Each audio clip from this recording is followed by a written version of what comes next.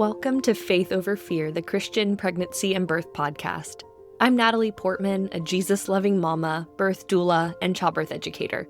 And it's so easy to make this season about controlling outcomes or proving our strength, but the Lord invites us into something so much better, the chance to love Him more, trust Him more deeply, and experience His joy even in the hard moments. That's what this podcast is all about, and I'm so glad you're here with me. Let's choose faith over fear together. If you're joining me for the first time today, I would love to encourage you to go back and listen to part 1 of Isaac's birth story, and that's episode 45, before you dive into today's episode. It's going to give you so much more context for everything we're going to share, but if you're back and you listened to part 1 and you're ready for the rest, hi, welcome back. I'm so glad you're here. And today I have a very special guest with me. This is Brian, my husband, who's going to be joining me for this episode. And I could not be more excited about him coming on to share because this is his story as well. He was there for all of it, and I think it's so important for you to hear his perspective alongside mine. So Brian, happy to have you here. Hi, longtime listener, first-time guest, big fan of your work. I would hope so. But anyway, so in this episode, we're going to be talking about everything that happened after Isaac was born, his stay in the NICU, the feeding journey, and then what God was teaching us in all of that. So here we are, almost 4 months postpartum, but I thought we would kind of go back and start off with what was your reaction just after he was born? Lots and lots of emotions. Right after he was born, I was just grateful to hear him come out crying. That was such a relieving thing. Me personally, I'm not too familiar with premature birth type situations, so I really just did not know what to expect with him coming 7 weeks early. But he came out and he was waving his arms and belting his little lungs out, and that was just so relieving.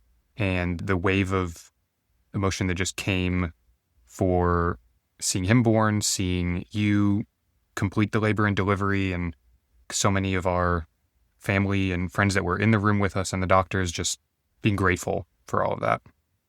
Yeah, I also shared in the birth episode, your emotions were on display the moment he was taken away to the NICU. And Aaron, our birth photographer, got some they're beautiful shots, but also just heartbreaking shots of you kind of wrestling through that moment of him being taken away. And like I shared how for me, it was different because I was coming off of a high of just giving birth, but for you, it was felt pretty unnatural is kind of what I feel like you told me at one point of just, okay, now our son is being taken away. And that just was a really weird feeling because that was obviously not what we experienced with Ellie or Daniel's birth. Yeah, I would say, I guess the emotions that I was talking about before of right when he was born was, okay, he came out and we got to see him, but it really felt like about 20 seconds before the NICU personnel were saying that they needed to take him away. And that was an instant change of relief that he was born to, anger. I was angry and scared and beside myself that I could not just hold my son and couldn't have you hold him and do the skin to skin and all the stuff that we were used to with Ellie and with Daniel. And obviously this was a very different situation, but yeah, I don't know that I've ever had such a visceral reaction to a stranger saying one sentence to me as I did for the NICU person who was holding Isaac saying he's got to come with me, and I had not even gotten to physically touch him at all yet. That was very hard to even understand and put emotion to, and I just kind of had waves of that anguish come over me throughout the next few hours after he was born, but especially right there in that first minute or so, because it really was maybe 60 seconds that we had him in the room before he was whisked away. Yeah. And then you got some time with him in the NICU while I was still just hanging out after giving birth. Will you share kind of what your reaction to seeing him in the NICU was? And Aaron got some photos of that as well.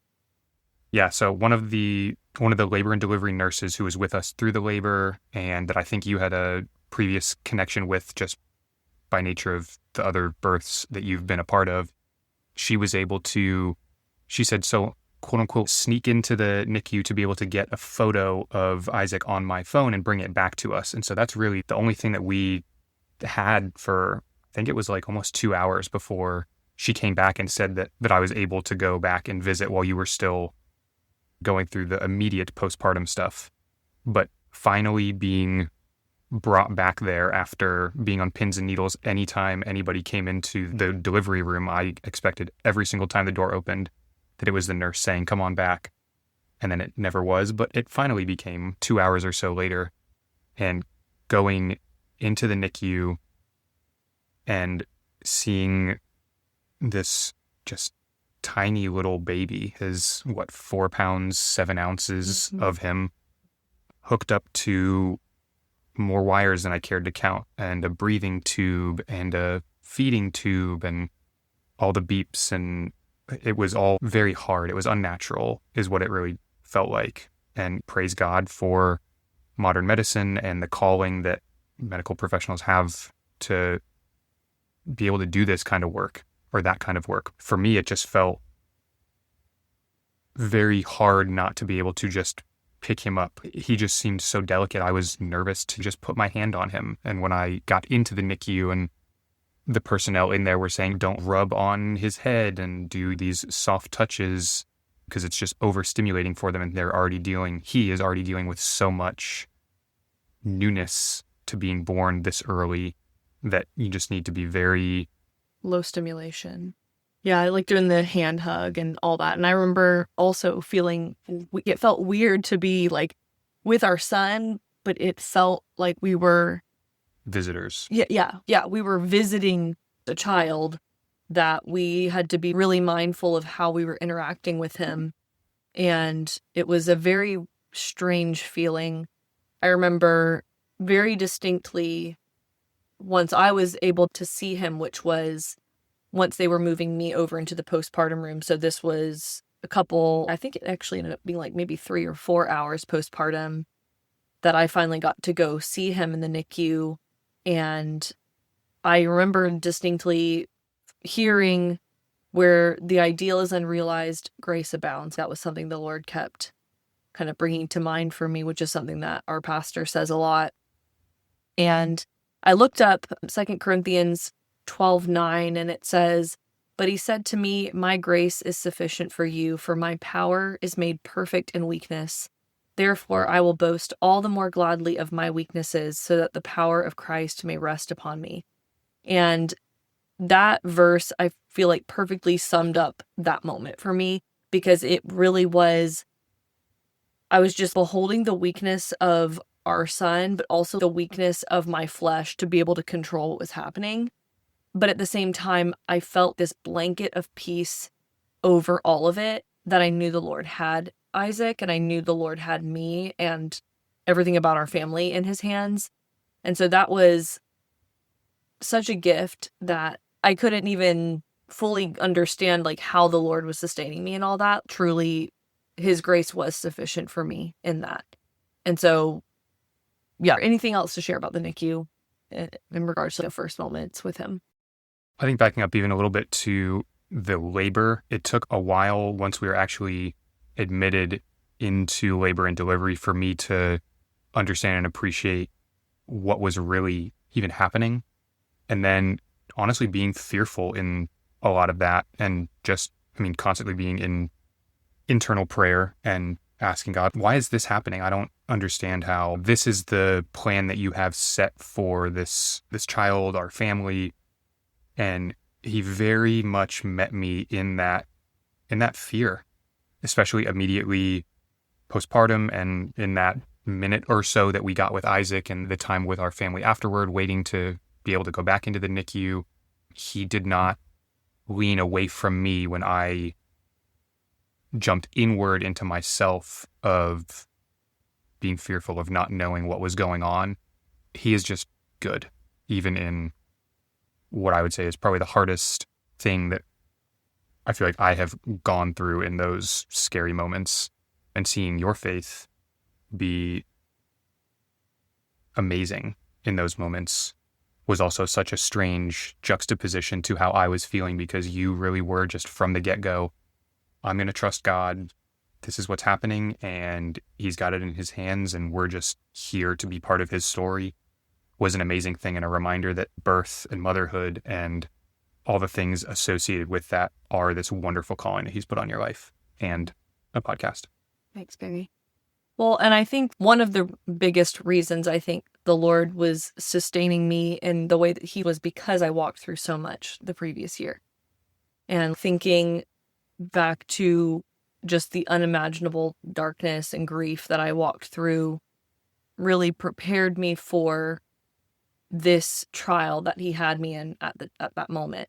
And so that was something that I, again, like looking back on the trials that I would have never chosen for myself in 2025, walking through having Isaac needing all these medical interventions, not knowing how long we were going to be in this season, like all the things, that was daunting. But because I could look back on the Lord's faithfulness in previous seasons, I just knew he was going to sustain us for the next one. So yeah, let's talk about what our daily rhythm was like having him in the NICU while also having 2 other littles at home, because that was really one of the hardest aspects to all of this, was like balancing how we were going to manage to see him every day and then also keep ourselves sane and also be good parents to Ellie and Daniel. Like, I feel like that was such a weird balance we were trying to come up with. Do you want to share more about that? Or do you want me to kind of go into my experience? Do you think we stayed sane in that? Because I don't think that we stayed sane in that. I feel like I did for most of it. There were some days, some moments where I was like on struggle bus, but that immediate stretch of postpartum was so strange because he was born Sunday early morning, and then we were home that Sunday night, less than a day of him being out in the world, and it felt so wrong to not have our child coming home with us when we were leaving from the hospital. We were visitors into the space that he was in for monitoring and care and all of that, and then we had to just leave at a certain point. Not that they kicked us out, but yeah, so we went home, and your parents had Ellie and Daniel already, so that first night we just went home and slept. Tried to sleep, yeah. The anxiety of and the emotional overflowing of what all is actually going on right now was really hard for the first week or so, of just even understanding the reality that we were in of, we have our child, but he's not home with us. And what does the house look like when you're trying to recover postpartum? We're trying to understand what being a family of 5 is, having the kids. All of that was this weird roller coaster that we kind of figured out one day, one piece at a time. Which in some ways made him being in the NICU easier, I would say, because we weren't immediately bringing home a 3rd child to then just immediately integrate into our rhythm. In some ways, it was nice to have kind of an on-ramp to that situation. But the hardest part was that when we were with him, we had to completely have childcare lined up for Ellie and Daniel, because I think at first you and I were trying to get up there at the same time and be there, all 3 of us together.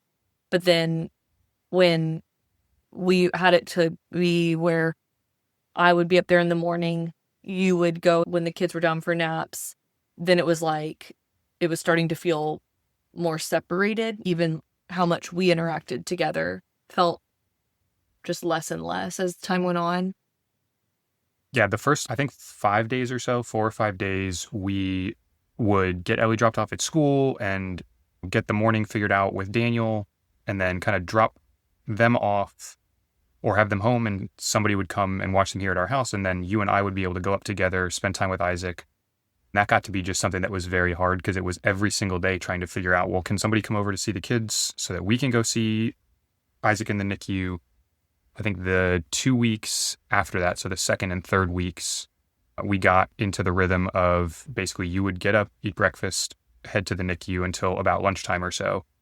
I would just handle Ellie and Daniel with getting them up in the morning, Ellie to school, hang out with Daniel, and then you and I would quite literally tag in, tag out kind of a thing, where you would come home around lunchtime, a little after lunchtime, and we would just be ships passing in the night for what felt like Weeks. 2 weeks or so. Yeah. that obviously got really hard. That was a whole other level of emotional difficulty for us as husband and wife, on top of also trying to be mom and dad for the 2 kids at home and the one in the NICU, and trying to juggle all of the things. That was a very hard season. I also found that it was getting harder and harder to even just leave him in the NICU. Like at first it was, I don't know, like I was so tired because I wasn't sleeping. Even though like emotionally I felt pretty level and all the things, but when it would come time for me to actually be able to lay down and sleep, my nervous system was so frazzled that I couldn't sleep. And so I was still waking up every few hours to pump, even though he wasn't home with me, so I could keep my milk supply up. But the lack of sleep was starting to really compound and get to me. The emotional kind of separation that you and I were having, because we just had to make it work that way.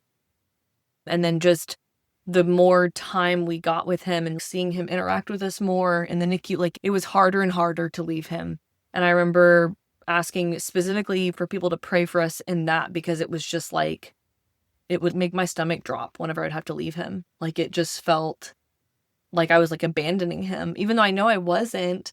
And I would have to constantly remind myself, he's not supposed to be here yet. The NICU is helping sustain his body and grow him outside of me, because he was supposed to still be inside me growing and doing all these things and learning all these things. And so that was a weird mental shift that I had to keep reminding myself, because it just didn't make sense to me that I couldn't just be with him all the time. My body was just like, this is so unnatural.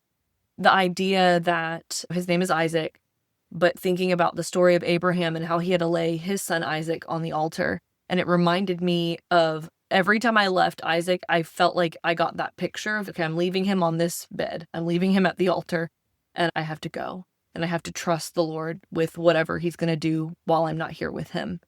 And what's crazy about that is, and I've shared this on the podcast a lot of times, I know you've heard this a million times, but the word that the Lord kept giving me was, I will provide. And so when I was preparing for this episode, Genesis 22:14, where it talks about Abraham leaving Isaac on the altar, this is what that verse says. It says, so Abraham called the name of that place, the Lord will provide. As it is said to this day, on the mount of the Lord it shall be provided. So the fact that was what the Lord kept speaking over me, and that's what that verse was in context to Abraham leaving his son on the altar, I was like, that is mind-blowing to me, because that really was like what the Lord spoke over me. And what I had to remind myself of constantly is that as much as I want to be here providing for Isaac, it's going to be the Lord that provides for him. And those NICU nurses were like little angels just taking care of our sweet buddy. But, it was like I had to have this level of, I want to control this. I want to be the one that Isaac is holding on to and constantly with, but it's not the way it is. And so I have to just believe that the Lord will provide for him and do all the things for him where I can't do that. Yeah, the amount of trust that I feel like I had to have in the Lord in that season, I can't do the things for Isaac that I would be able to do if he were home or if he were full term, and what I could do for Ellie and what I could do for Daniel. The faithfulness and goodness of God to bring Isaac early and to put him in the environment where it was beneficial for the NICU nurses that were absolute blessings. Every single one of them just became this smiling and wonderful face when we would walk in and give us little updates, and we would call constantly to the NICU and they would answer and go, oh, hi, Natalie. Hi, Brian. Isaac's doing great today. Or some updates that weren't great, but those are just the days that we also had to deal with. Yeah, laying him in the NICU, like Abraham laid Isaac before the Lord and just trusted him, is a prophetic thing that I did not really think that we would be doing with our son. Isaac's over here laying in the closet office where I record these podcasts, and he is crying out. Hey, you guys are talking about me. So Brian's going to hold him for the rest of the interview. So if you hear little sounds, that's our little buddy. One thing that I also wanted to talk about was the Angel Eye app and my love-hate relationship with it. So they gave us the ability to have a video monitor on him, except for when they were changing diapers, doing medical things to him. And having that ability to just pop in on the app and just see what he was doing, which most of the time it was him sleeping, was such a blessing in one way, but also gut-wrenching in the other. I hated seeing him awake. Anytime he was awake and I saw him, my heart broke because or especially if he was like looking around. I just was like, oh, I just want to be there and be a face that he sees and a voice that he hears and all that. And so that was like beautiful and also really difficult to have that ability. I loved the ability to be able to peek in, to be able to see him throughout the day. But it also, like you said, made it really hard to have to open up my phone to get access or to see our son. I have said and will say the word unnatural a million different times when it comes to the first few weeks of him being here.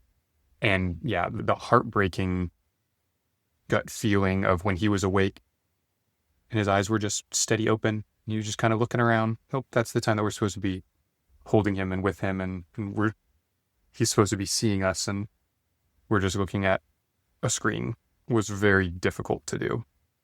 Well, even in the NICU when we were there, again, most of the time he was sleeping, but when he was like quiet and alert and kind of looking around, that was the most difficult time to leave. Like, I never wanted to leave. And what was crazy is he would actually pick up on the fact that we were there with him, and he would fight sleep to just look at us and interact with us. And so, again, made it even harder. But it was really precious. And so sometimes I could tell he was so tired, but he knew I was there. And so I would just kind of step out of his line of vision. And then eventually he would go to sleep because he was like, okay, I guess, well, mom's not here right this second. But yeah, the great thing was that while he was in the NICU, he was pretty stable, which was such a blessing. For the most part, we were never taking full steps backwards once he was improving in certain ways. So like, when he got intubated early on and all that, is over the next few days, he was graduating from needing that respiratory support instead of he would graduate from needing support and then would go right back on it. We were not doing a whole lot of that. But one of the ways that I felt like I was really needing to trust the Lord was with the feeding aspect of things. And so he started out with a feeding tube because he obviously was not able to sustain himself with oral feedings like bottle or breast.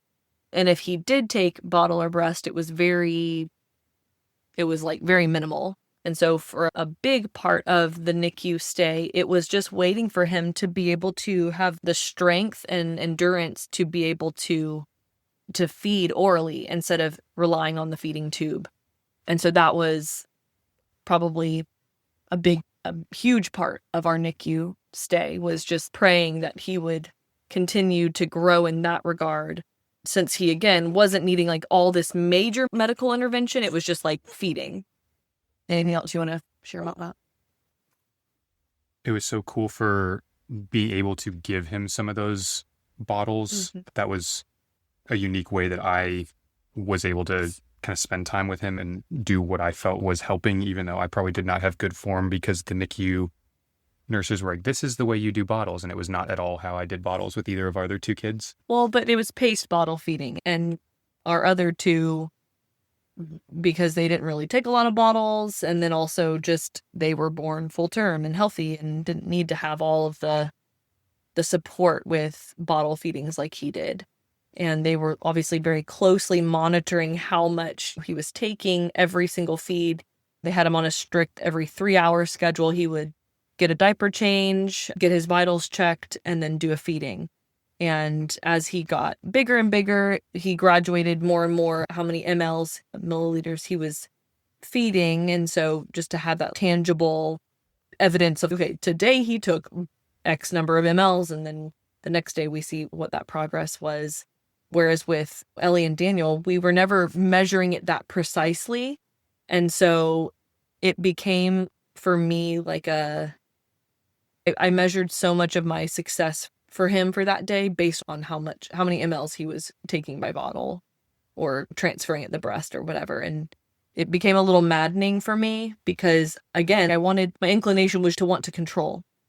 And I wanted to control how much he was able to take every day, even though we couldn't do that. We literally could not control that. We could just offer it to him and then he would take what he would take. And so I remember feeling just really discouraged on the days that he was not super engaged or not showing any interest in feeding.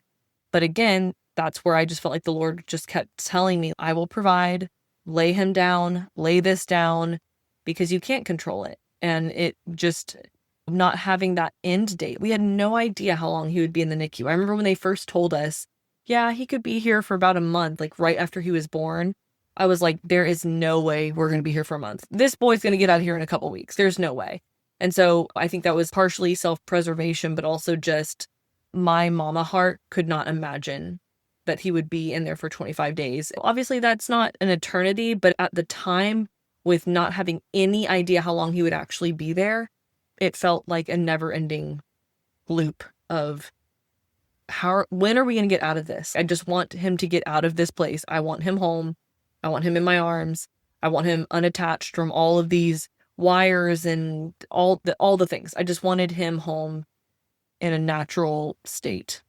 But yeah, that's the feeding journey was such a huge part of this. And then also, because I wanted to breastfeed him, I was getting help from the lactation consultant there at the hospital.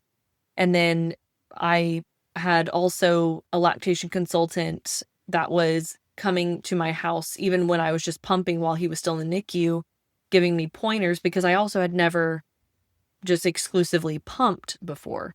And so there was so much that I learned during that time with the lactation consultants at the hospital and at home that were just so encouraging to me, because that all felt so new to me. I felt like a first-time mom in that regard, because so much of that first part of having a newborn is the feeding stuff, but because it was in a completely different context, I felt like a fish out of water. I was like, what am I doing here? I don't even know what's going on half the time. And also pumping was not fun for me. I did not like pumping. It was such a task. It required so much cleaning up pumping parts and bottles and like all the things. And so that was also just something that I did not have to deal with exclusively breastfed babies previously. And so that was a really big challenge for me. Yeah, it felt like half the kitchen was dedicated to pumping parts Yes, and like washing literally them half and the kitchen. sanitizing and the drain for that, and just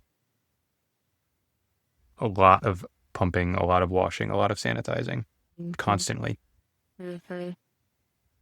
One thing, though, that I was so happy to be able to do with Isaac and for Isaac being in the NICU and not being able to do a whole lot to be able to physically help him progress and develop and all that, was just praying for him. When I kind of got my turn in the day to be able to go and be with him, and I would go hold him, and anytime that I wasn't giving him a bottle, I would just have him laying on me and I would pray, and trying to just be present in the moment and soak up all the time that I could with him. I would literally just pray either in my head or out loud, softly, just kind of work my way literally from head to toe, praying for his mind and that it would develop and know God as he grew, praying for his eyes that he would see goodness, that his nose would be able to smell flowers, and that his mouth would be able to taste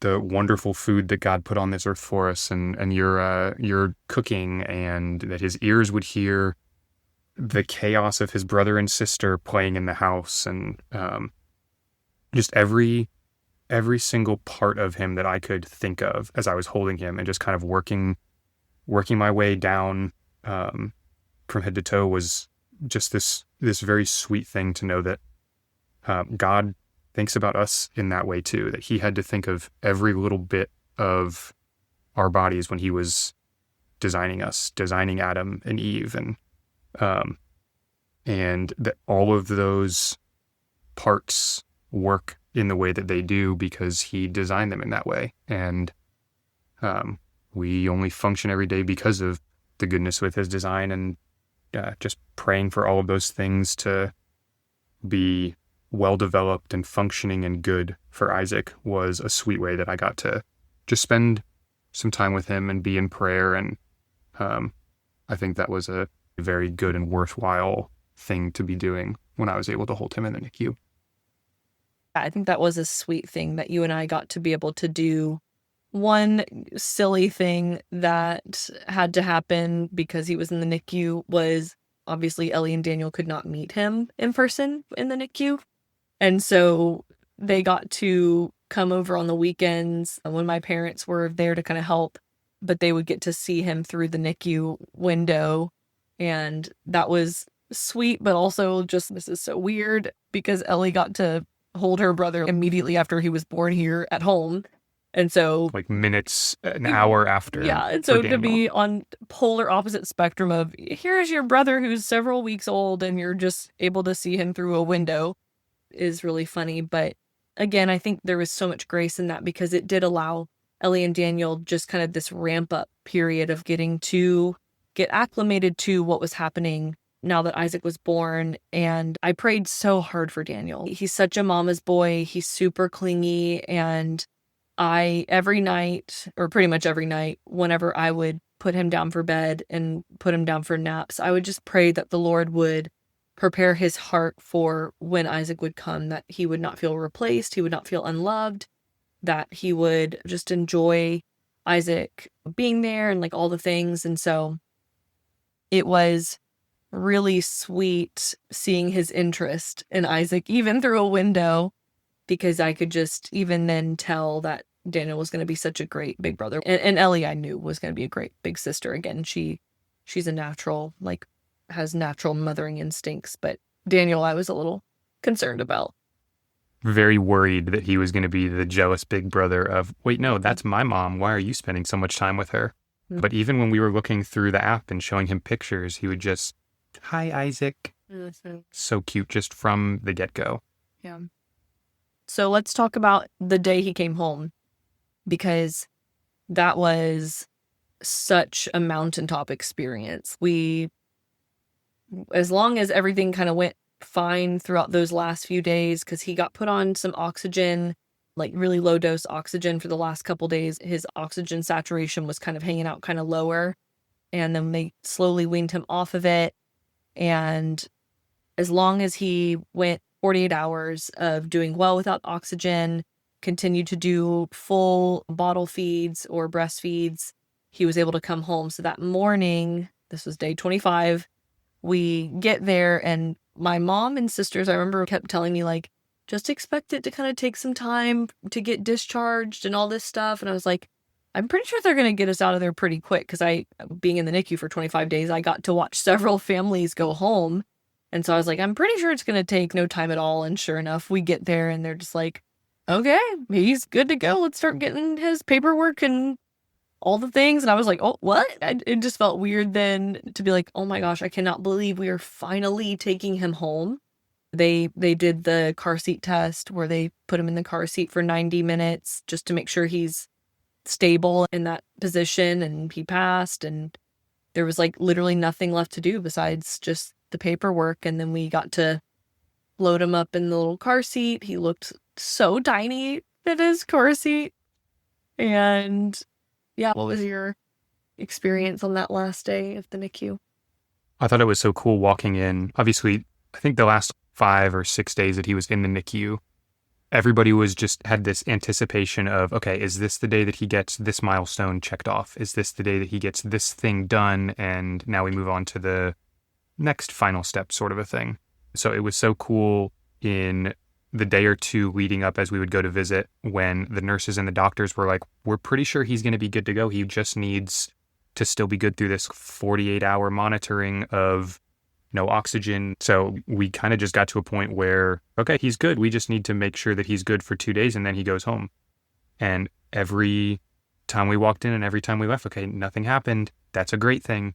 And we call at 5:30 in the morning to say, "Hi, NICU nurse, what's the latest?" And she go, "It was uneventful. He did great." And we go, "Perfect." Coming to get him. Yep. So yeah, that morning, anticipating that, wow, we're going to be able to bring him home today after 25 days of emotional roller coaster and high highs and low lows and all of the trying times that came with such a long stay. Yeah, at the time it was the longest 25 days of my life, but now looking back on it, I think partially it's my brain trying to protect itself, but it feels like a blimp. Like it's just like boop, like just have a blip on the radar. Not a blimp. But yeah, we got video of Isaac coming home, and Ellie and Daniel were there to welcome him. And the cutest thing about all of that was, again, Daniel's obsession with him. Again, I knew Ellie would be obsessed, but I did not anticipate Daniel's reaction. He kept saying over and over, "I want to hold him. I want to hold Isaac." He gave him a kiss right on the mouth, which I was like, so cute, but please kiss him on the head going forward. We're not trying to introduce all these germs to him. But yeah, what was your feeling about when we got to finally bring him home and the kids' reaction? I remember being very surprised at the sweetness with which Daniel greeted Isaac. We had told the kids right from the get-go, when we get him home, you guys get to see him. You can hold him if he's in the right kind of a mood. And so we walked in and let Ellie hold Isaac, and 2 seconds into Ellie holding Isaac, Daniel is just, "Hold Isaac." And he was getting upset about not being the one to be able to hold his little brother. And Daniel is a big, now 2-year-old, but he was our baby boy until Isaac came around. And then all of a sudden, our baby boy, when he was holding our actual tiny baby boy, looked like a giant. It was so bizarre to see him in now such a big new light of, okay, well, now he's a big brother and a little brother. And he gets to step into that role, which he has done so well for this whole stretch of time. But yeah, we got to be whole, which I prayed for every single day from the day Isaac was born until we got him home. And I thank God every day since that we get to be whole and home and together. Yeah. And Isaac is doing so well. So he's, at the time we're recording this, he's almost 4 months old, like less than 2 weeks shy of 4 months old. And he is gaining weight beautifully, exceeding his growth curve. He just slept through the night for his first night last night. Praise the Lord. And what a fun milestone to be able to say immediately in the podcast. Yeah. He is meeting like all his milestones based on his adjusted age, him being preemie, which all of the ways that we had to kind of understand him being preemie was like a whole learning thing in and of itself.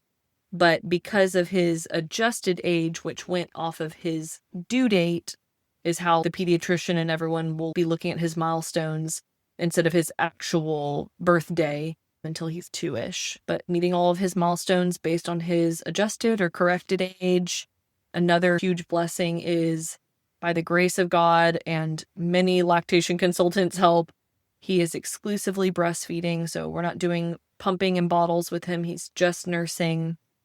And that was huge. The victory that has been for all of us has been so incredible. Not only just that it's the nutrition aspect and all that, just so thankful that the Lord would allow me to continue to nurse him, but just even the logistical ease of being able to just breastfeed him instead of doing pumping and then bottle feeding and then cleaning everything. And so to just be able to nurse and the closeness that we get from that, I'm so thankful.